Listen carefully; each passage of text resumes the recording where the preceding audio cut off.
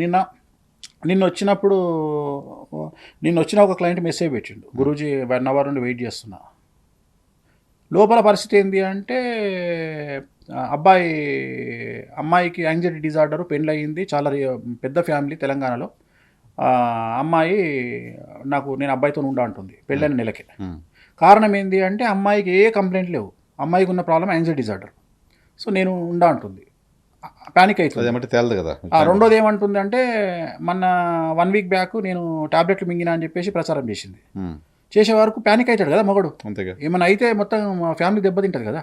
So వచ్చి నన్ను అడిగిరు ఏం చేయాలి, నేను జాతకాలు చూసి జాతకాలు కలవాలి మీకు ఎవరు చెప్పారు అని అడిగిన. అంటే పలానా పంతులు చెప్పిండు, వాళ్ళకి సాక్ష్యం చూపించిన, చూడండి మీరే చూసుకోండి కలిసిందా కలవలేదు. నేను ఏం చేస్తా అంటే నేను సాక్ష్యాలు చూపిస్తాను. అంటే వేణుస్వామి సొల్లు పురాణాలు చెప్పి మాట్లాడే పద్ధతి ఉండదు, డైరెక్ట్ అది ఓపెన్ చేసి బుక్ ఓపెన్ చేసి వాళ్ళకు వీళ్ళ నక్షత్రం వాళ్ళ నక్షత్రం వేసి ఇట్లా చూపించి అక్కడ కింద పనికి రాదు అని రాసి ఉంటుంది క్లియర్గా. ఈ పనికి రాదు అని మీరే చదువుకోండి. రాదు, ఓకే, మరి ఎట్లా కలిసి వచ్చింది, మీ ఇద్దరు ఎట్లా పెళ్లి చేసుకున్నారు అంటే ఇట్లా మిస్టేక్ జరిగింది. ఆ మిస్టేక్ ఎందుకు జరిగిందో చెప్తా. చెప్పిన తర్వాత మరి ఇప్పుడు ఏం చేసుకోవాలి, కలిసే అవకాశం ఉంటే కంటిన్యూ చేయండి, లేదు అంటే అంత్యనిష్ఠురం కంటే ఆదినిష్ఠురం బెటర్, విడిపోండి. ఎందుకంటే నేను ఇక్కడ ఎందుకు చెప్తా విడిపోండి అంటే మగవాళ్లకు ఆడవాళ్ళకు తేడా ఏంది అంటే మగవాడు 50 ఏళ్ళకు 60 ఏళ్ళకు కూడా పెళ్లి చేసుకోవచ్చు. కారణం ఏంది అంటే వాళ్ళ దగ్గర డబ్బులు ఉంటే పెళ్లి అవుతుంది. సో నేను ఈ మధ్యన ఒక వీడియో చూసిన, ఒక ఇన్స్టాగ్రామ్లో ఒక రీల్ చూసిన.